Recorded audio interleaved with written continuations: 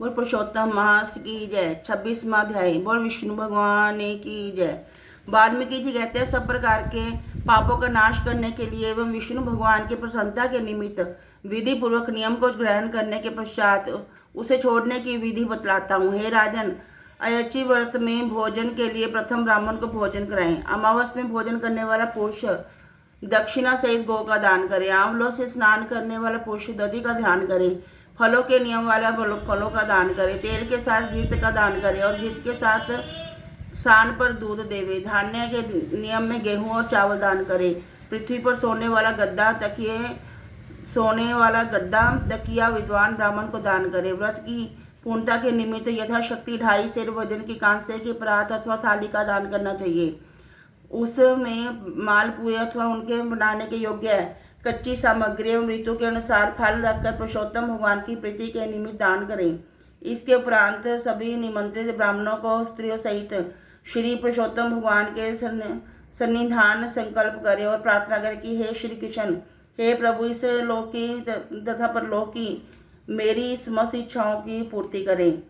फिर आमंत्रित ब्राह्मणों के चरण भक्तिपूर्वक धोकर उनके भगवान का ही रूप मानकर उन्हें मुदित मन भोजन करावे। व्रत रखने वाला व्यक्ति विधि पूर्वक भोजन के संकल्प से द्रव्य, केला, आम, अम्य एवं अन्य प्रकार के फलों तथा घृत से बने हुए मालपुए पकवान, सुस्वादु उड़द के बड़े, खांड से पके और घृत से बने घेवर, फैनी, खरबूजे, ककड़ी का साग, अदरक, नींबू के रस से युक्त अन्य साग और पके हुए आम, इस तरह 6 रसों से संपन्न 4 प्रकार के भोजनों को जो गौ घृत से महक रहा हो, विनम्रता एवं श्रद्धा से ब्राह्मण को भोजन करा के पान एवं दक्षिणा दे। कत्था, चूर्णा, सुपारी, इलायची, लौंग, कस्तूरी, जावित्री आदि से संयुक्त पान जो भगवान को अति प्रिय है, आदर सहित देवे। अर्धांगिनी सहित उन ब्राह्मणों को संतुष्ट करके नियम में सबको समान भाव से सुखदायी रजाई, बिस्तर आदि का दान भी करें। मौनी रहने वाला व्यक्ति स्वर्ण सहित 1 घंटा तथा तिल दान कर ब्राह्मण दंपति को उत्तम भोजन करावे। बाल नाखून ना बनवाने का नियम रखने वाला व्यक्ति दर्पण और जूता छोड़ने वाला जूतों का दान करे। नमक का परित्याग करने वाला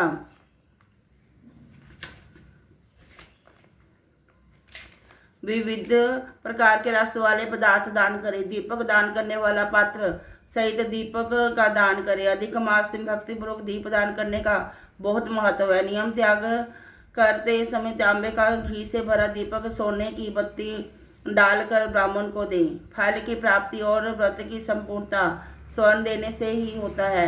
एकांत में वास करने का नियम रखने वाला व्यक्ति 8 कुंभ घड़े का दान करे। वस्त्रों के साथ स्वर्ण भी उन कुंभों पर रखा होना चाहिए। मास के अंत में 30 लड्डू, छतरी तथा जूते भी दान करने चाहिए। यदि इन सभी वस्तुओं को दान करने की सामर्थ्य ना हो तो यथाशक्ति 1 बैल इस प्रकार का दान करे जो भार वहन करने के योग्य हो। एक अन्न से बढ़कर कोई और दूसरी वस्तु बड़ी और पवित्र नहीं है। एक अन्न से ही मुनि एवं सिद्ध व्यक्ति परम निर्वाण गति को प्राप्त होते हैं। अधिक मास में जो व्यक्ति केवल रात्रि में ही भोजन करता है वह राजा होता है। दिन के प्रातः काल में देवता, मध्याह्न काल में मुनिजन, अपराह्न काल में पितृगण एवं सायंकाल में आत्मा का भोजन होता है।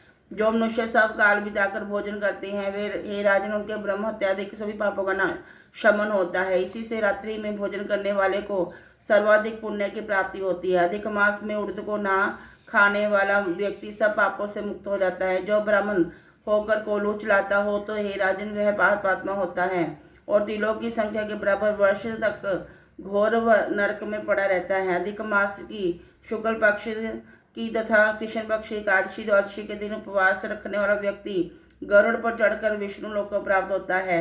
जय हो। दशमी और द्वादशी के दिन एक समय भोजन करके भगवान की प्रसन्नता के लिए भक्तिपूर्वक व्रत करने वाला स्वर्ग को प्राप्त होता है। कुशासन का त्याग किसी प्रकार का ना हो। कुशा परम पवित्र है। इससे मल मूत्र रुधिर श्लेष्मा आदि कभी न पहुंचना चाहिए। ऐसा करने वाला नरक का कीड़ा बनता है। कुशा के बिना सभी धार्मिक क्रियाएं वृथा रहती हैं। कुशा के मूल में ब्रह्मा तथा मध्यम भाग में जनार्दन तथा अग्रभाग में शंकर का वास है। शूद्र द्वारा कुशी का उखाड़ना, कपिला गाय का दूध पीना वर्जित है। वह कुशासन पर ना बैठे, यज्ञोपवीत को धारण ना करें, ना वैदिक क्रियाएं करें, इनके विरुद्ध चलने वाला शूद्र पितरों को लेकर डूबता है। 14 इंद्र होने तक महानरक में पड़ता है और इसके पश्चात वह मुर्गा, सुअर या वानर की योनि प्राप्त करता है। शूद्र को ओमकार मंत्र का जप नहीं करना चाहिए। इसका उल्लंघन करने पर नेत्र रोग अथवा कुष्ठ रोग पैदा होता है।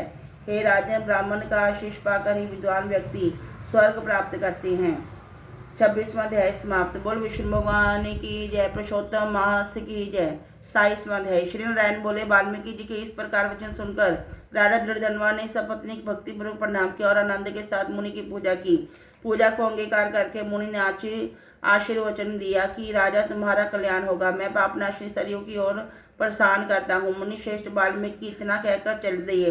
राजा वाल्मीकि जी को सीमा तक पहुंचाकर घर लौटने पर पत्नी से बोले, हे सुंदरी, यह संसार असार है। गंधर्व नगर के समान राग द्वेष आदि 6 शत्रुओं का इसमें निवास है। इसमें मनुष्य का सुख पाता है। कृमि, विष्ठा, वात, कफ, मूत्र आदि सहित भस्म होने वाली इस देह में क्या रखा है। मैं अप्राप्य वस्तु को पाने के लिए वन गमन करूंगा और वही पुरुषोत्तम का सम्मान करूंगा। पति के ऐसा ही वचन सुनकर पतिव्रता साध्वी गुण सुंदरी विनय पूर्वक हाथ जोड़कर बोली, हे भूमिपति, आपके साथ मैं भी चलती हूँ। पतिव्रता स्त्री का देवता तो पति होता है। प्रिया के ऐसे वचन सुनकर राजा अपने पुत्र को राज्याधिकारी बनाकर पत्नी सहित वन को चल दिया। वे दोनों हिमालय के समीप गंगा तट पर जा पहुंचे। पुरुषोत्तम मास प्रारंभ होने पर वे तीनों काल स्नान आदि करते रहे। हे नारद, पुरुषोत्तम भगवान का स्मरण करते हुए वे दोनों तप करने लगे। पतिव्रता रानी राजा की सेवा में प्रस्तुत रही। इसी प्रकार तपस्या करते हुए उन्होंने पुरुषोत्तम मास बिता दिया। व्रत संपूर्ण होने पर छोटी बढ़ती हुई घंटियों से सुशोभित एक विमान वहां उतरा। उसमें पुण्यशील सुशील हरि के गण विराजमान थे। राजा रानी को उन दोनों गणों ने नमस्कार किया और फिर दोनों को आदर सहित विमान में बिठा लिया। इस तरह रानी सहित राजा ने नवीन शरीर धारण कर गोलोक को प्रस्थान किया, जहाँ पुरुषोत्तम भगवान के श्लोक में श्री हरि के समीप रहकर निर्भय हो आनंद पूर्वक निवास करने लगे। श्री नारायण कहते हैं, नाथ, मैं अपनी एक जीवा से पुरुषोत्तम मास की महिमा का बखान कैसे कर सकता हूँ। इस पृथ्वी पर इसके समान दूसरा कोई मास है ही नहीं। सहस्त्र जन्म तप करने से भी ऐसा सुफल नहीं मिलता है जैसा कि पुरुषोत्तम मास में व्रत रखने का मिलता है। भूले बिसरे में उपवास, स्नान, दान और जप करने से जिस प्रकार उस वानर के केवल 3 रात्रि के स्नान मात्र करने से कोटि कोटि पापों का नाश हो गया, उसी प्रकार कोटि जन्मों के पापों का शमन हो जाता है। यह सब मासों में पुरुषोत्तम मास श्रेष्ठ है। सब उसकी कृपा से दुष्ट वानर भी हरि के सानिध्य को पा गया। नारद जी ने पूछा, वेदों में मानव जन्म को ही संपूर्ण अर्थों का साधन बताया गया है, परंतु वह अज्ञानी वानर भी इस सेवा से कैसे मुक्ति पा गया।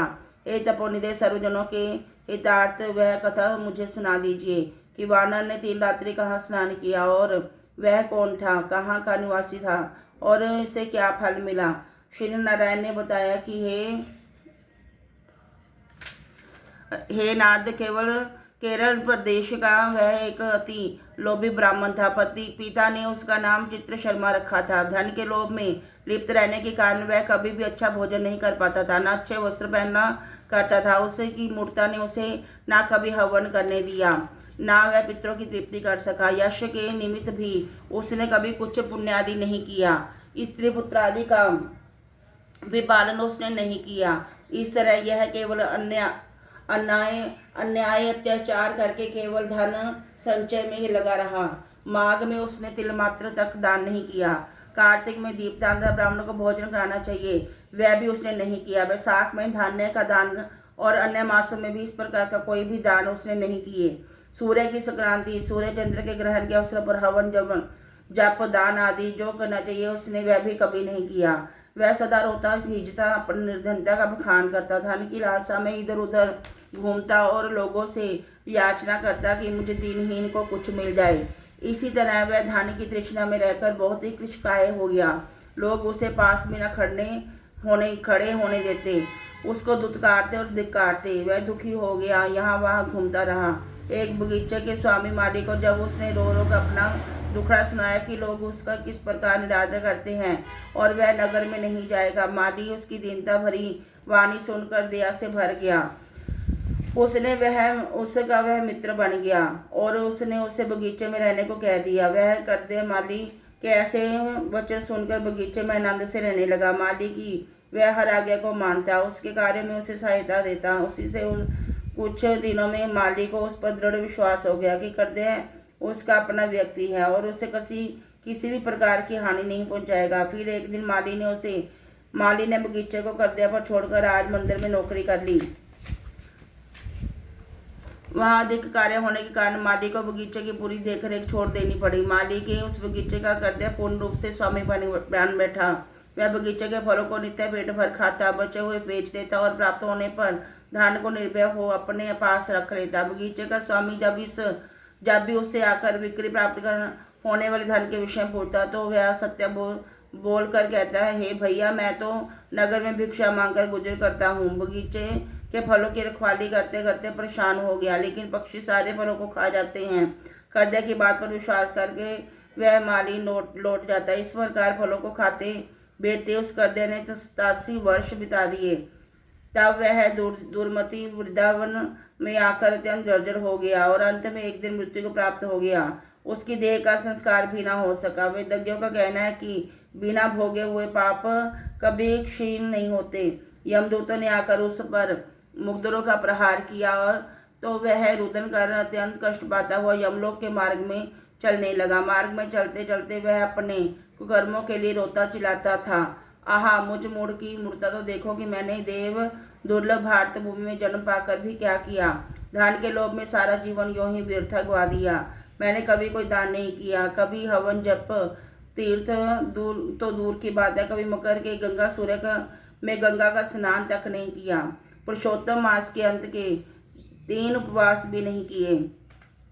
मैंने धन के लोभ में पड़कर अपनी देह को भी नहीं सुधारा। मेरा संचय धन पृथ्वी में गड़ा रहकर व्यर्थ गया।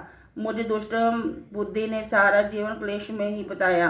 इस तरह वह करुण विलाप करते हुए यम के समक्ष जा पहुंचा। उसे देखकर चित्रगुप्त शुभ कर्मों के लेखों को देखकर यम धर्मराज से बोले, इस करदे ने ब्राह्मण होकर अधर्म कार्य किए हैं। धन के लालच में कभी कोई शुभ कार्य नहीं किए। इस स्थान पर दैत्यों से डरे हुए देवता पशु के रूप में रहकर इस कुंड में नन से स्नान किया करते, उसी से मृत तीर्थ कहने लगे। ना कोई शुभ कर्म किए, ना ही इसके विरुद्ध बगीचे में रहकर इसने अनेकों कुकर्म किए हैं। बगीचे के स्वामी के साथ विश्वासघात कर उसके फलों को खाया और बिक्री कर उसका धन उसे नहीं दिया। इस तरह उसने चोरी का पाप किया है।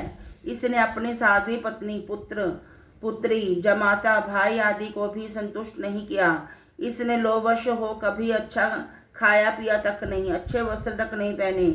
इसके 2 पाप अत्यंत जघन्य हैं। श्री नारायण बोले, हे नारद, चित्रगुप्त के ऐसे वचन सुनकर धर्मराज अत्यंत क्रोधित हुए। उन्होंने कहा कि पहले इसे सहस्त्र जन्म तक वानर योनि में रखो, तत्पश्चात इसे विश्वासघात करने का फल मिलेगा। 27वां अध्याय समाप्त। बोल विष्णु भगवान की जय। पुरुषोत्तम मास की जय।